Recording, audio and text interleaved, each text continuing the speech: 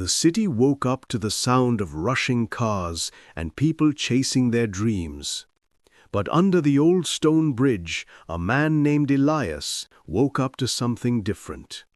Cold pavement, the smell of rain, and a piece of bread from last night. Once he had an apartment, a job, and a plan. Now he had nothing but a torn backpack, a notebook, and an unshakable belief that somehow this wasn't the end. The world had given up on him, but he hadn't given up on himself. 2 years ago, Elias was a man with everything in place. A software engineer, full of ambition and curiosity. He dreamed of building something meaningful, a tech company that could help people connect and grow. But dreams have a price. His startup collapsed before it even started. Investors left. His savings disappeared. And one by one, friends stopped answering his calls. The world moved on, but Elias stayed still, frozen in disbelief. The eviction notice came on a Monday morning. The same day his last client canceled. Elias stood outside his apartment holding one suitcase and his old laptop, the only thing he couldn't sell. For days he walked, searching for jobs, shelter, or at least a reason to keep going. Nights turned into weeks. Hunger became normal. The streets became home. He stopped counting how many times he heard, "Sorry, we're not hiring." One night, while sitting outside a closed bakery, an old man approached him. "You look lost, son," he said. Elias nodded. "I am." The man handed him half a loaf of bread and whispered, "You only lose when you stop believing that tomorrow can be better." Then he disappeared into the night. That sentence didn't change Elias's life instantly, but it changed something inside him. That night, Elias opened his notebook. On the first page, he wrote, "Start again, no matter what." Every day after that, he wrote one idea. No money, no team, just imagination. Some ideas were wild, some were broken, but the act of writing brought life back into him. Slowly, he started to believe again, not in luck, but in himself. One morning, while charging his phone at a public library, he overheard a conversation. "I wish there was an app that helped homeless people find nearby shelters and food instantly." The words hit him like thunder. That was it. That was his idea. Elias spent days sketching wireframes in his notebook. He had no laptop charger, no Wi-Fi at night, just a dream, paper, and the belief that God gives ideas for a reason. He visited community centers and talked to people living on the streets. He wrote down what they needed most: food, clothes, shelter, dignity. Every conversation gave him another line of code in his mind. He didn't have a computer, but he had a plan. And sometimes that's all faith is, moving before you see the way. One afternoon, a library worker noticed Elias sketching. She asked, "Are you a designer?" He smiled shyly. "I'm just trying to help people." The next day, she brought him an old laptop her brother no longer used. "Maybe you can use this." Elias didn't know what to say. For the first time in months, he cried, not out of sadness, but gratitude. Every night, Elias coded, under the same bridge where he once lost all hope. The sound of cars above became his background music. The glow from the laptop screen lit up his tired face. He didn't sleep much. He didn't complain. He was rebuilding his life, one line of code at a time. He named the app Haven, a place where anyone lost could find a way home. Weeks passed. The app was simple, but it worked. It listed nearby food centers, job postings, and shelters. He shared it on a free online forum, not expecting anything. The next morning, his phone buzzed. Dozens of messages. "Thank you. This app helped me find a bed last night. You changed my life." For the first time, Elias smiled at the rising sun and whispered, "Maybe I was never lost. I was being prepared." The small app, Haven, started spreading quietly. Journalists wrote tiny articles. "Homeless man builds app to help others." At first, Elias didn't even know about them. He still checked the internet at the library. One afternoon, a young entrepreneur named Maya found the story and posted it on social media. "Faith builds miracles. Meet Elias." Within days, thousands shared the post. The world that once ignored him finally looked his way. A local TV channel invited him for an interview. Elias wore the cleanest shirt he owned, borrowed from the shelter. When asked, "What kept you going when everything collapsed?" he smiled softly. "Faith. Even when I had nothing, I believed tomorrow still had space for me." Millions watched that clip. Donations arrived. Developers offered help. Haven was no longer just an app. It was becoming a movement. With a small grant, Elias rented a co-working desk. He felt strange touching a real desk again after months on concrete. Around him, startup founders typed fast, drank coffee, and talked funding. He quietly coded, wearing headphones, whispering prayers between every line. "Let this help one more person today," he'd say. And it did. Haven expanded to 10 cities within months. One morning, Maya walked in with a man in a gray suit. "This is Mr. Rahim. He believes in your idea." The investor studied Elias quietly. "You built this while living on the streets?" "Yes," Elias answered. The man paused. "Then imagine what you can do with support." A small investment came through, enough to hire 2 people and rent a proper office. For the first time, Elias had a team. His team wasn't chosen for talent, but for heart. 2 were former homeless youth he met through shelters. They worked long nights, fueled by purpose and instant noodles. They didn't build just code, they built redemption. Elias told them, "We're not creating an app, we're creating a door." Each update opened that door wider for thousands more. Success brought pressure. Investors wanted growth charts, not stories. Elias worked 18-hour days until exhaustion blurred his faith.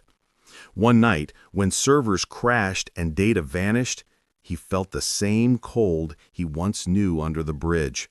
He whispered, "Not again. Please."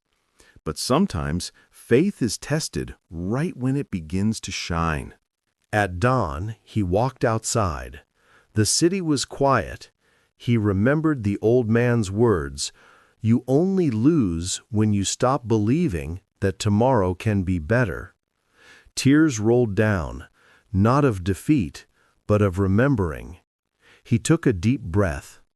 "Tomorrow," he said, "we rebuild again." And they did. Months later, Haven connected with global NGOs. Governments reached out. Every homeless shelter wanted to be listed. Within a year, Haven touched 1 million lives. Elias spoke at conferences. always ending with the same line. Faith is not about waiting for miracles. It's about building them with broken hands. The audience always stood in silence before they applauded. Then came a billion-dollar corporation. They offered to buy Haven. The money could secure him for life. But the contract hid a clause. User data would be sold to advertisers. Elias stared at the document all night. He saw the bridge, the people who trusted him, the purpose that gave him breath. Some things, he said quietly, aren't for sale. Next morning, he met the corporation's board. "Thank you for your offer," he began. But Haven was built from faith, not greed. The executives stared in silence. "If you ever want a partner to serve, not to own, my door is open." He left the room calm, carrying nothing but peace. The story went viral again. Homeless founder turns down billion-dollar buyout. People called him foolish. Elias called it freedom. The internet that once loved him turned. Headlines twisted his decision into arrogance. Homeless man rejects billion-dollar deal, pride or purpose. Critics mocked his faith. "He'll regret it," one investor said on live TV. But Elias remained silent. In his notebook, he wrote 3 words: "Truth needs time." When storms of opinion rage, faith becomes your only roof. He had slept under worse. Months later, disaster struck. A security flaw exposed user data. NGOs pulled out. Sponsors froze funding. Servers went offline. Reporters circled like vultures. Elias stood in the empty office, the echo of keyboards replaced by silence. "Maybe I reached too high," he whispered. But deep inside, a quiet spark refused to die. He prayed not for success, but for strength to face the fire again. That night, Elias walked back to the same bridge he once called home. The city lights shimmered on the water below. He sat where he once slept, holding his phone close, scrolling through messages of people still thanking him for Haven. One message read, "Because of Haven, I found my family again. Don't give up, Elias." He cried quietly, the tears mixing with the rain. It wasn't the end, just another beginning wrapped in darkness. The next morning, he received an email from an unknown sender. "We run a nonprofit tech lab. We'd like to help you rebuild Haven securely." The signature read, "The Lightworks Foundation." Elias smiled. Faith had answered again, not with money, but with mercy. He packed his few things, boarded a train to another city, and began once more. This time, he wasn't starting from zero. He was starting from wisdom. In a small, shared office of Lightworks, Elias met people who saw purpose, not profit. Engineers volunteered time, designers offered art, and coders fixed vulnerabilities overnight. Elias guided them with quiet patience. "We're rebuilding Haven, not for fame, but for faith." Slowly, the servers came alive again, this time stronger, faster, safer. The phoenix was rising. A few months later, Lightworks organized a charity gala. When Elias stepped on stage to thank the volunteers, a man in the audience raised his hand. "My brother survived homelessness because of Haven," he said. "We'd like to donate something." The check was for $10 million. Elias froze, tears welling up. "This," he whispered, "isn't charity. It's faith repaying faith." Haven was reborn. Haven 2.0 launched quietly, without ads, without hype. Within a week, millions joined again. Now it offered not just shelters, but job matching, mental health support, and microloans. Every click was a heartbeat. Every profile was a prayer answered. Elias smiled as he watched a map showing shelters lighting up across continents. This, he said, is what faith looks like in code. Months later, an unexpected invitation arrived. World Humanity Summit. Keynote speaker, Elias Rudman. He laughed softly. The same man who once begged for bread was now asked to speak to world leaders. If only they knew, he said, how many prayers walk under bridges. But he accepted, not for glory, but to tell the truth of perseverance and faith. The grand hall shimmered with chandeliers.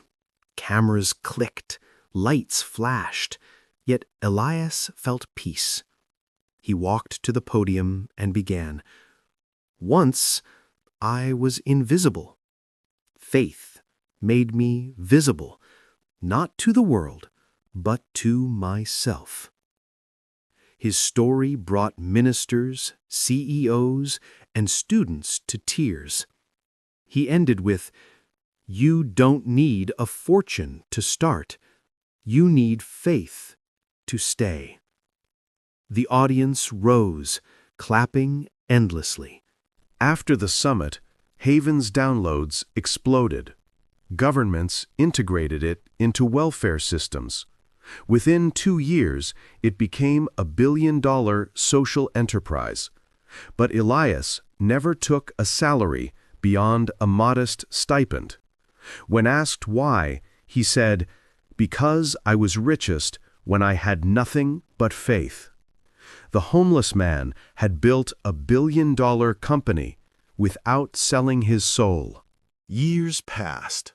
The world changed, but Elias remained the same man who once slept under bridges. One chilly morning, he walked through the same old alleyways of his youth. The smell of damp concrete, the rustle of newspapers, memories flooded back. He found the old bench where he had first met Mrs. Patel, the soup vendor who once gave him food. She was still there, older, her hair silver, but her eyes kind. "I told you you'd make it," she said with a smile, "and you did." Elias bowed his head, tears of gratitude rolling down his cheeks. "No, we did," he whispered. Elias built a new shelter near that alley and named it the Patel House. It wasn't grand, just warm beds, clean meals, and hope. Every week he visited quietly, sitting with newcomers and listening to their stories. He didn't tell them who he was, he just listened. One night, a young man said, "Sir, I want to change my life, but I have nothing." Elias smiled. "Then you already have everything. That's where I began." Time, like success, moves quietly. Elias's hair grew gray, but his heart remained young. One day, his assistant, Mira, the girl who once volunteered at the shelter, approached him. "Sir, the board wants you to take a break. Let me handle Haven for a while." He looked at her, confident, kind, determined. "The future belongs to those who believe in something bigger than themselves," he said. "It's your turn now." And just like that, he passed the torch.